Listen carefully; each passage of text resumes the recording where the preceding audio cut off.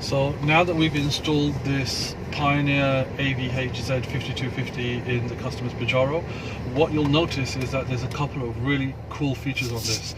Of course, you've got your basic stuff like radio, so obviously the home button. You've got the ability for Bluetooth, young music streaming and so on and so forth. We'll turn that down so we don't violate any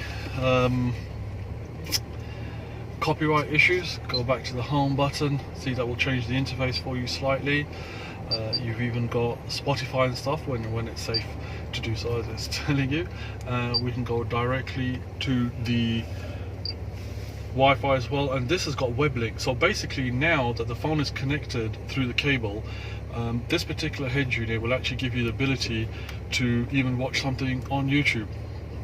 Obviously, we're going to pick our favorite channel, which is of course AudioDirect. This is one of the Toyota Fortuner Tesla screens that I believe that we did. So